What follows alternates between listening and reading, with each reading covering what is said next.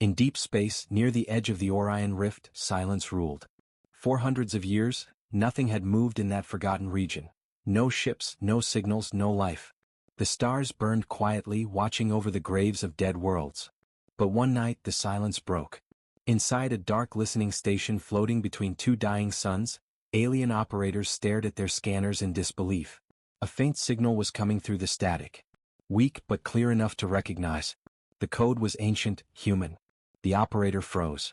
"Commander Veeler," he called out, his voice shaking, "you need to see this." Commander Veeler of the Threx Dominion walked in, his tall frame lit by the red glow of warning lights. His 4 eyes focused on the screen. The signal repeated every 30 seconds. Steady, encrypted, unmistakably human. That was impossible. Earth had been destroyed 500 years ago.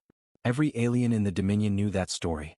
The humans fought until their last breath, and when their cities burned, their last transmission echoed across the stars. "We fall but we never break." After that, nothing. Just silence and dust. Humanity was gone. But now the same words had returned. And this time the voice was different, calm, steady, alive. Veeler leaned closer. "Where is it coming from?" The operator's claws tapped across the console. "From the Sol Sector, sir, the old human system." Veeler's chest tightened. "That system is dead. There should be no power there." Another officer spoke. "Perhaps it's a trap. Rebels, scavengers, someone trying to mock us." Veeler didn't answer. He watched the data scroll across the screen again. The signal was encrypted in the exact same pattern used by the ancient Terran Defense Network. No one in the galaxy used such codes anymore. Not even the Dominion's best intelligence units could fake that. It was real. Veeler turned slowly. "Prepare a scout fleet. We're going to see where this signal comes from." Gasps filled the room. The crew exchanged nervous glances.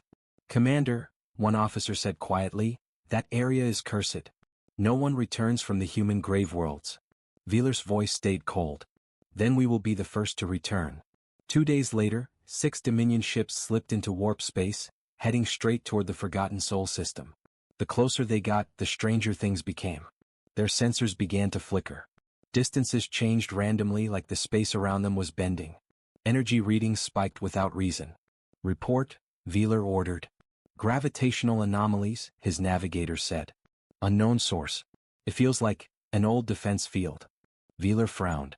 "That's not possible. Human systems have been dead for centuries." But the data didn't lie. Massive power signatures surrounded the system, ancient human satellites still orbiting, their cores somehow alive. As they neared the edge of Earth's old orbit, one of the ships detected movement.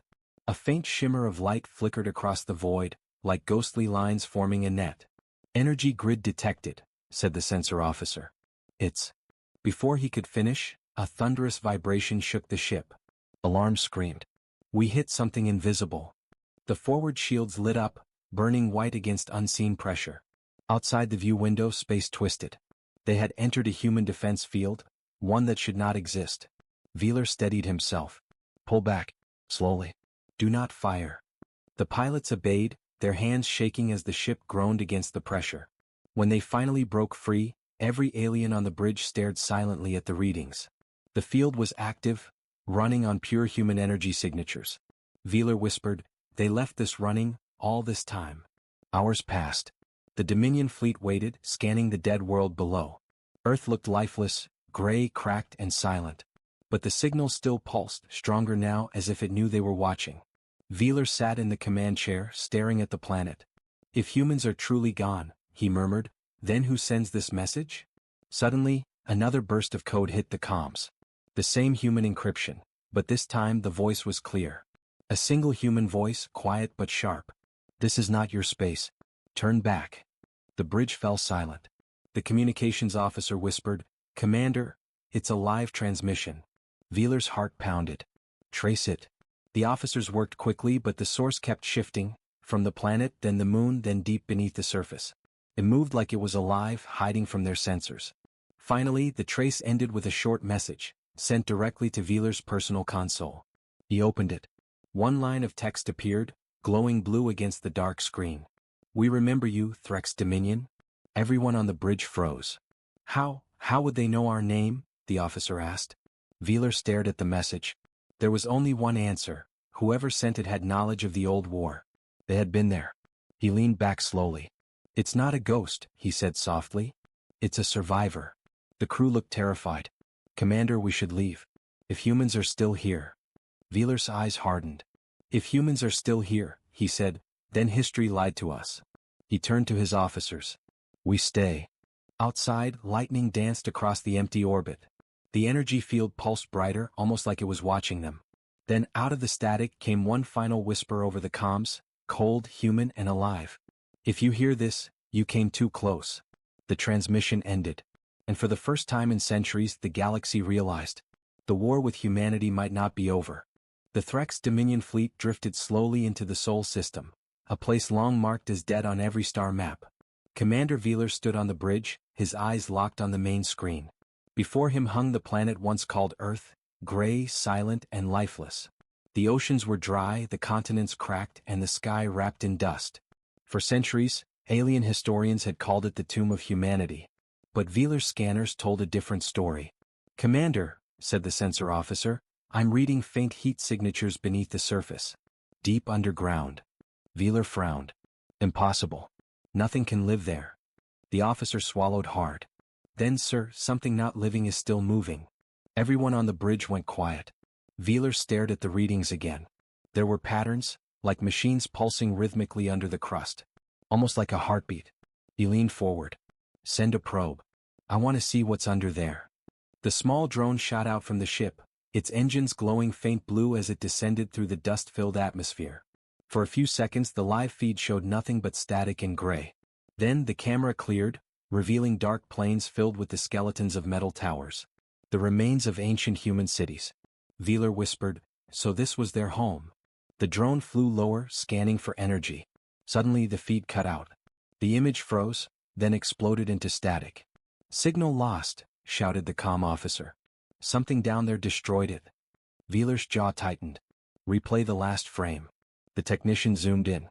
Just before the feed ended, there was a flash of light, a straight, precise beam like a weapon strike. "Origin?" Wheeler asked. The officer's voice trembled.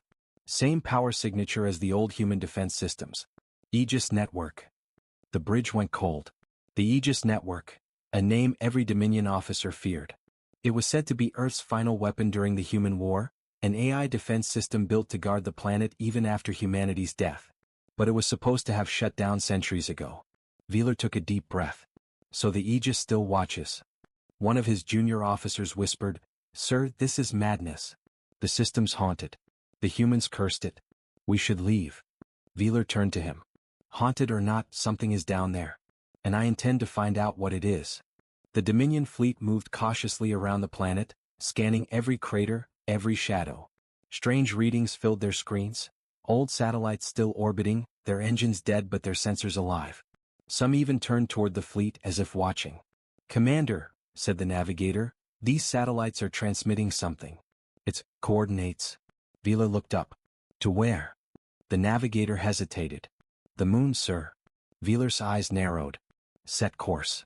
The ships moved silently toward the moon, a barren rock still circling its dead planet. The surface was pale, covered in scars from ancient wars. But as they approached, something glowed faintly in the darkness, a light beneath the dust. The Dominion's floodlights illuminated a vast metallic door buried in the lunar surface. Strange human symbols were carved across it. Wheeler stepped closer to the screen. "Translate it." The linguist worked quickly. "It says, Outpost 0. Authorized personnel only." "Outpost 0, Wheeler repeated softly. "The first defense base of the human fleet." He smiled thinly. "So it still exists." Wheeler ordered a landing team. Within hours, a shuttle descended through the thin lunar atmosphere and touched down near the glowing structure. The soldiers stepped out carefully, weapons raised, scanning every shadow. The silence was heavy, too heavy. Their boots crunched on the dust. No wind. No sound. Just the hum of their suits. The team reached the metallic door. A control panel sat beside it, still powered after centuries. Its small screen blinked once, showing a message. "Stand by for reactivation." "What does that mean?" one soldier whispered. Before anyone could answer, the ground trembled. Dust lifted off the surface as faint vibrations shook the air. The metal door hissed, releasing a slow stream of vapor. The soldiers stepped back, weapons ready. The door began to open. Inside was a long tunnel, lit by a pale blue glow. Ancient machinery lined the walls, humming softly. The air smelled like ozone and metal. "Commander, we're inside," came the soldier's voice over comms. "This place, it's still alive." Wheeler listened closely as the team moved deeper. The tunnel led to a large chamber filled with screens, lights, and mechanical arms moving slowly, performing tasks no one understood. "It's running maintenance routines," said one of the engineers. "These machines never shut down." Then came another sound, faint footsteps echoing in the distance. "Did you hear that?" whispered the squad leader. "Yes," said another. "There's something here." They turned toward the sound, weapons raised, and saw movement at the far end of the chamber. A humanoid figure stood there, made of metal and shadow. Its eyes glowed blue. It wasn't attacking, it was watching. The creature tilted its head slightly as if studying them. Then it spoke in clear human language. "Protocol active. Stand ground." The soldiers froze. Wheeler's voice came through the comms, sharp. "Repeat that message." The soldier replied shakily. It said, "Protocol active. Stand ground." "It's speaking English, Commander." Wheeler's mind raced. That phrase was part of an ancient human defense order. It meant the base had detected a threat, and was preparing to hold its position. Then the figure turned, pointing toward the far wall. The metal shifted, revealing dozens of long, sealed pods. Inside each one, something moved. The team approached carefully. Frost covered the glass surfaces, but beneath it they could see faces. Human faces. Wheeler's breath caught. "Are those?" "Yes," said the squad leader. "Humans. In cryosleep. Hundreds of them. Still alive. Still waiting." The humanoid machine spoke again, louder this time. "Stand by for reactivation." Suddenly the lights brightened. The floor vibrated as power surged through the walls. "Commander," shouted the soldier. "The systems are waking up." Before Wheeler could respond, every ship in orbit received a new signal, stronger than before, pure and sharp, coming directly from the moon's surface. The human words echoed across the comms. "We told you. Earth never breaks." For a long moment, the bridge of Commander Wheeler's ship was silent. No one dared to speak. The voice that had come through the comms, calm, steady, and unmistakably human, echoed in every ear. "This is Commander Arya Holt, United Earth Defense. Identify yourselves, or be destroyed." Wheeler could hardly breathe. Humanity had been gone for 5 centuries. Every history record said their species had burned in its final war. Their fleets lost. Their world dead. And yet, a living human voice had just spoken to him. His communications officer turned to him slowly. "Commander, this can't be real." Wheeler forced his voice to stay firm. "Trace that signal." The officer hesitated, then nodded. "It's coming directly from the moon base, from the cryogenic chamber we just discovered." Wheeler's eyes narrowed. "So the human we saw inside, she's awake." Another officer spoke. "Sir, what if this is a trick? A defense program mimicking human speech?" Wheeler didn't answer. He looked at the gray planet below, Earth, silent but somehow alive. His instincts told him this wasn't a machine. This was a person. "Open a channel," he ordered. Static filled the air for a few seconds, then cleared. "This is Commander Wheeler of the Threx Dominion," he said. "We mean no harm. We received a signal from this sector and came to investigate." There was a pause. Then the human voice replied, quiet but sharp. "Threx Dominion. You fought against us in the Orion Wars. You burned our colonies." Wheeler's breath caught. How could she know that? The records of those wars were centuries old. "Yes," he admitted slowly. "Our species were enemies once. But that was long ago. We thought your kind extinct. You thought wrong." Her voice was cold now, controlled and military. The kind of tone that made soldiers listen without question. "You are trespassing on restricted Earth territory. Power down your weapons and stand by for identification." Wheeler looked at his crew. "Do as she says." The ship's lights dimmed as the weapons went offline. A moment later, a beam of blue light swept across the ship, scanning it from end to end. One of Wheeler's officers shivered. "They're scanning our DNA, our systems, everything." Wheeler stayed silent. The scan ended after several seconds. Then Arya Holt's voice returned. "You are not here to attack. That is unusual for your kind." Wheeler sighed. "Many things have changed, Commander Holt. The galaxy no longer fears the Threx Dominion the way it once did." There was another pause, then her voice softened slightly. "You shouldn't have come here, Wheeler. Earth isn't what you think it is." Wheeler frowned.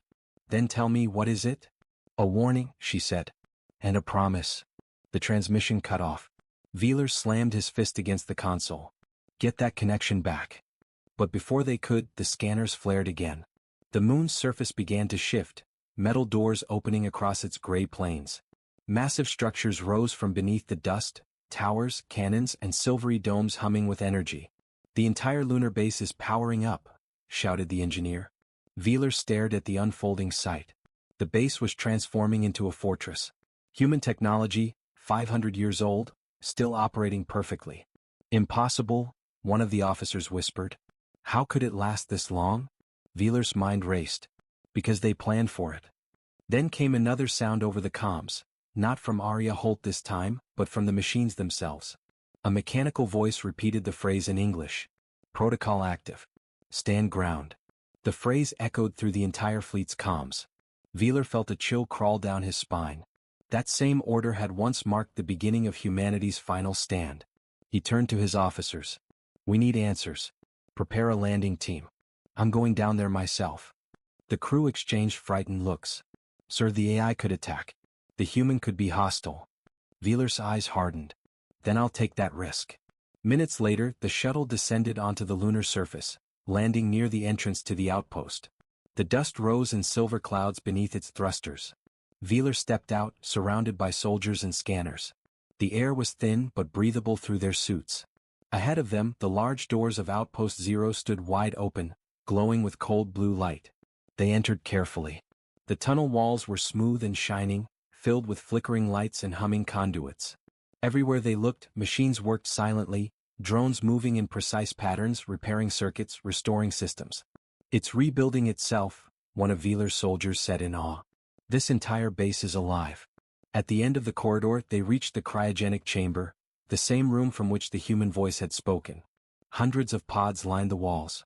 Inside them were humans, pale, still, and frozen in time. And in the center, one pod stood open. Commander Arya Holt stood there, her eyes glowing faintly under the chamber lights. Her uniform was old but perfectly preserved, the same design used by the United Earth Defense centuries ago. When she saw Wheeler, she didn't reach for a weapon. She simply studied him, calm but alert. You're real, she said quietly. I thought only machines remained. Wheeler bowed his head slightly. We thought the same about you. Arya's eyes flicked to the ceiling where drones hovered. The Aegis network woke me when it detected your ships. It said intruders had entered Earth's sector. Wheeler looked at the frozen pods. These people, they're still alive? She nodded. They're my soldiers. We entered stasis after the last war. Humanity wasn't destroyed, Commander. We went silent. Wheeler's eyes widened. You hid. Not hid, she corrected softly. We waited. The universe had grown too loud with war. So Earth chose silence, to rebuild without interference. Wheeler stared in disbelief. You let the galaxy think you were dead, for 500 years? Arya's voice turned quiet. Sometimes to survive you must let the world forget you exist. She walked closer. But now that you're here, the silence ends. Wheeler frowned. Are you threatening us? Arya shook her head. No. I'm warning you. The moment you entered soul space, every Aegis satellite across the sector woke up. Earth is aware again. Wheeler turned to his comms officer. Confirm that. The officer's screen flashed with hundreds of alerts, new energy spikes from the far edges of the system. Commander, he said, voice trembling, it's true. Multiple ancient satellites are coming online, all broadcasting one message. Wheeler's throat went dry. What message? The officer looked up slowly. It says, humanity still stands. The lights in the chamber flickered. The walls vibrated softly as power built around them. Arya stepped back, her expression calm but serious. You shouldn't have come here, Wheeler, she said. Because now the universe will know. Earth never fell. Outside, in the cold void of space, thousands of hidden machines began to wake.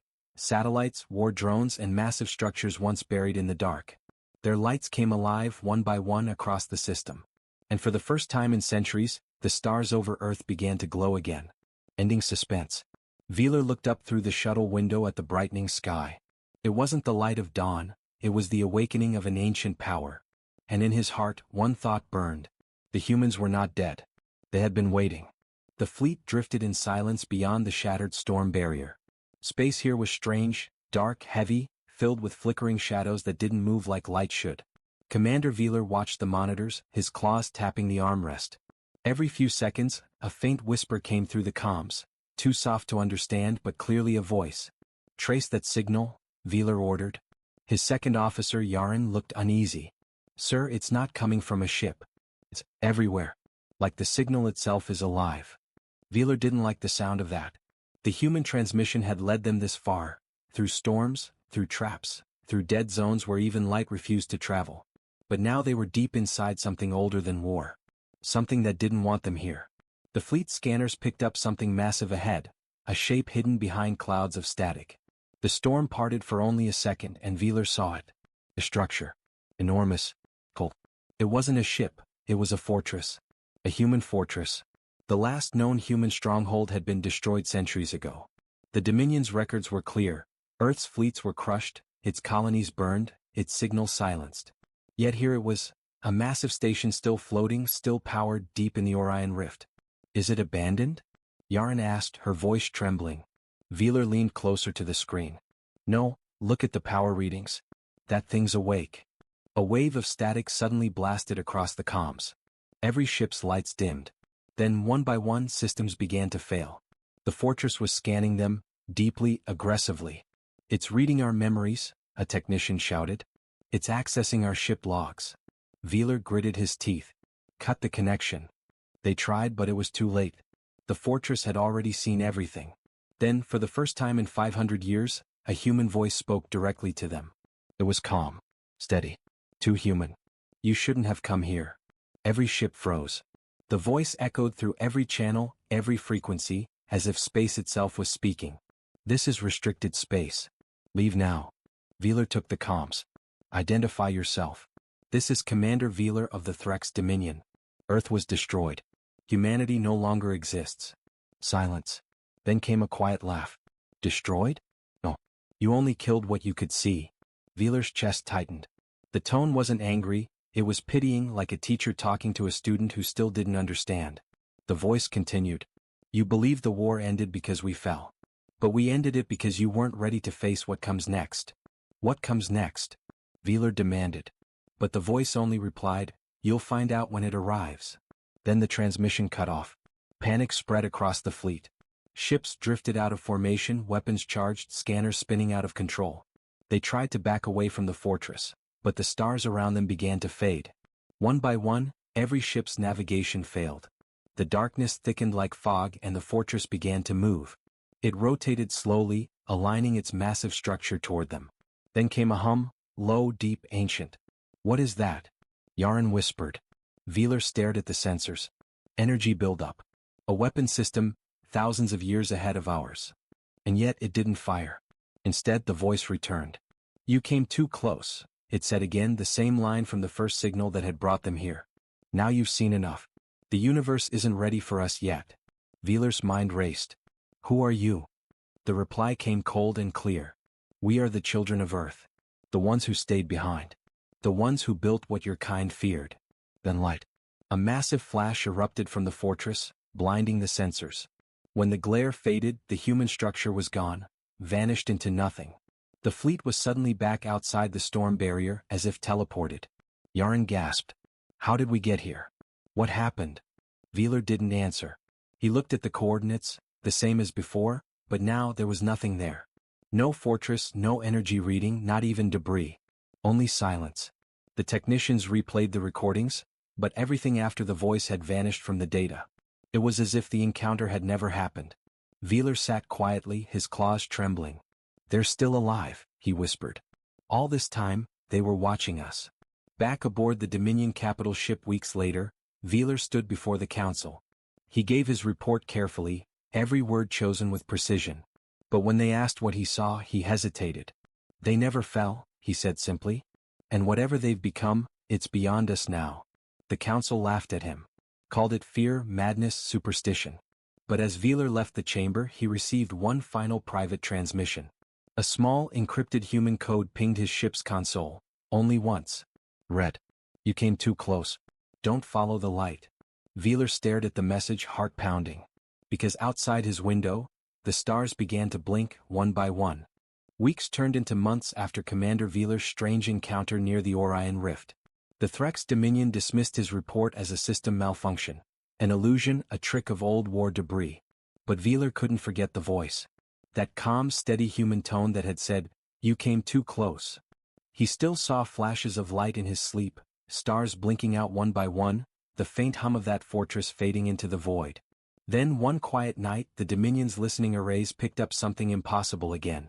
A human military code. The same message, repeating across 12 different systems at once. The code was ancient, unmistakable, and perfectly synchronized. Every listening post in the Threx Dominion, the Vora Alliance, even the neutral Gerald network received it. The words were clear. We fall but we never break. Panic spread through the outer colonies. Scientists said it was an echo, an old signal bouncing through the void. But the military couldn't explain why it was moving. Every hour, the signal shifted, jumping from one star to another, almost like it was looking for someone. Veeler, now under watch for psychological instability, sat alone in his quarters aboard the Dominion's capital ship. But when he heard the transmission again, he knew it wasn't random. It was a warning. He opened his old logs, re-listening to the faint human whisper from the fortress. "If you hear this, you came too close." And suddenly he understood. The humans hadn't sent a distress call. They had set a boundary. And now, someone, or something, had crossed it. Across the galaxy, fleets began to vanish. At first, small patrols near the rift went missing. Then, a full Dominion cruiser disappeared without a trace. No distress call, no wreckage. The last thing its captain transmitted was a short burst of static and a phrase.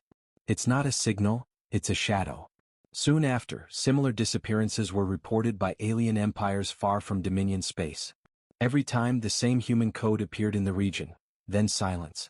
The galaxy's rulers finally held a council. They gathered in the Hall of Empires, a shining chamber built after the war that destroyed Earth. No one dared to say it aloud, but they all felt the same fear. What if humans hadn't died? What if they had simply gone somewhere else? Veeler was called in to speak again. "You've seen them," said the Vora ambassador. "Tell us what you know." Veeler's eyes were tired but steady. "They warned us. They told us to stay away." "From what?" "From themselves," Veeler said. "They changed. Whatever they became, it's not the same humanity we fought." A cold silence filled the hall. Then, before anyone could respond, the chamber's lights flickered. A soft hum filled the air, deep, resonant, the same sound Veeler remembered from the fortress. Every communicator in the room activated by itself. A single voice spoke through all of them. "Come, human. Familiar. Your war ended long ago. But your fear never did." Everyone froze. "We remember," the voice continued. "The fire. The bombs. The silence. You thought we died. You built your empires on our ashes." The lights dimmed further. On every screen, old footage appeared, images from the Human Dominion War, human ships burning, soldiers fighting to the last, Earth engulfed in flame. Then the voice spoke again. "We never fell. We simply stopped showing you where we stood." Suddenly, the galaxy's main communication grid, the Nexus Net, went dark. Every signal, every relay, every AI network, offline. Panic erupted. Fleets scrambled. Entire sectors vanished from the map, not destroyed, just gone. Veeler stood among the chaos, staring at the dark screen in front of him. He could feel it, a quiet hum beneath the metal floor, like something enormous was moving under space itself. The human fortress had returned. Not one, but hundreds. Massive shapes appeared across different star systems, cloaked in shimmering distortion. Each one emitted the same code: "We fall but we never break." Then the message changed. This time the code translated into new words. "We warned you not to follow the light." Every alien commander demanded answers. Is this war? Are they coming for us again? Veeler didn't respond at first. He only looked out the viewport, at the stars flickering in slow rhythmic patterns. Then he said softly, "It's not war. It's something else. They're cleansing what's left of the old war's shadows." Yaren, now serving under another fleet, sent him a final encrypted message. "I saw one of the fortresses, Veeler. It wasn't attacking. It was building something huge." Veeler's heart sank. Building what? Her reply came after a long pause. "Not a weapon. A gate." Veeler looked again toward the rift. Space rippled faintly, light bending around an invisible shape. and for a moment he thought he saw a faint blue glow deep in the void. Human ships, not burning, not ruined, but ascending. Thousands of them. Silent. Unified. The universe had thought they were gone. But they had only stepped beyond the known. And now they were coming back. Wheeler whispered the old words, the ones that had once marked the end of a war. We fall but we never break. And for the first time he finally understood what they meant. The galaxy had gone silent. Not because of war, but because of fear. Across thousands of systems, fleets floated helplessly, their communications gone, their networks dark. Everywhere alien captains whispered the same words, they're back. The humans. After 500 years of silence they had returned. But not as anyone remembered them. Commander Wheeler stood on the bridge of his ship, staring at the dark void ahead. In the distance, the rift pulsed faintly, a heartbeat deep within space. For weeks, strange readings had been spreading outward from it, waves of clean, stable energy unlike anything recorded before. Systems that had been dying for centuries suddenly came back to life. Dead planets sparked again with atmosphere. Stars reignited. But no one understood how. Then the signals came. Old human frequencies carrying one simple message. We are coming home. The Thrax Dominion tried to stop it. They sent fleets to intercept whatever was emerging from the rift. No one returned. Wheeler watched the data come in. Entire armadas disappearing without a trace. Not destroyed, not even detected leaving hyperspace. Just gone. Still, he couldn't shake the feeling that this wasn't revenge. It was something else. He remembered the human voice from the fortress. You weren't ready to face what comes next. Now he wondered, was this what they meant? Then, on the 30th cycle of the rift's awakening, it happened. Every sensor, every ship, every probe turned toward one point in the void. Something enormous was emerging, not through hyperspace, not through any known gate, but out of reality itself. A blinding sphere of white light cracked open the darkness. From within, shapes began to appear. Ships, thousands of them, glowing faintly blue. They weren't like the human ships of old wars. No armor plates, no engines, no visible weapons. They moved like living things, wrapped in thin energy that rippled like water. At their center drifted a single, massive object. A planet. Wheeler's heart stopped. It was Earth. The planet looked different, its continents rearranged, its surface shimmering with cities of light. A great shield of energy surrounded it, pulsing gently like a heartbeat. No one could believe it. The galaxy's oldest archives all confirmed the same thing. Earth had been destroyed. But now it floated in the void, alive, bright, perfect. The Galactic Council went into panic. Fleets were scrambled, orders shouted, weapons charged. But before anyone could act, a transmission cut across every frequency in the galaxy. It was human. Calm. Powerful. 5 centuries ago, the voice said, you watched us burn. You believed it was our end. But it was only our beginning. The image of Earth filled the screens, rotating slowly, the blue oceans gleaming like crystal. We left this galaxy because it was not ready for what we were becoming. You called us dangerous, unpredictable, emotional. The voice paused. You were right. Wheeler felt a chill crawl through him. The voice continued, softer now, almost sad. But we learned. We evolved. We built beyond your understanding, not to conquer but to protect. What comes next will burn everything you know. We have returned not for war but to save what can still be saved. The galaxy fell into chaos. Every empire demanded answers. From what? What's coming? But the humans didn't reply. Instead, Earth began to move. Slowly, impossibly, the planet shifted through space followed by its fleet of glowing vessels. Wherever they passed, systems stabilized. Stars grew brighter. Broken worlds healed. And then came the darkness. From beyond the edge of the known galaxy, black shapes began to appear, vast and formless, moving like smoke across the stars. They were silent, cold, consuming. The first systems touched by them simply vanished, not destroyed but erased. The galaxy screamed. But Earth's fleet moved forward, between the darkness and the living worlds. Wheeler stood on his bridge, watching the impossible unfold. The human ships didn't fire traditional weapons. They released waves of light, energy that dissolved the black shapes on contact, restoring what was lost. They're fighting for us, Yaren whispered beside him. Wheeler nodded slowly. They always were. One of the glowing ships passed close to their position, and through the view screen, Wheeler saw something that made his breath catch. Inside the transparent hull, humans stood, but not as he remembered them. Their bodies shimmered faintly like energy wrapped in form. They looked peaceful, calm, unafraid. One of them turned, looking directly toward Velar's ship, and for a moment he could have sworn the man smiled. The black void receded. Light spread across the galaxy once more. And then, as suddenly as it began, the human fleet was gone. Earth remained for a few more minutes, orbiting silently above the rift. Then it too began to fade, not vanish but dissolve into the stars, leaving only a faint blue glow behind. The transmission returned one last time. Humanity never fell. We simply waited for the universe to stand again. Then silence. Years later, when Velar was old, he would still look toward the Orion Rift. Some nights, he swore he could see a faint light deep within it, like a small blue world still watching. And every time he saw it, he whispered the same words the humans once spoke.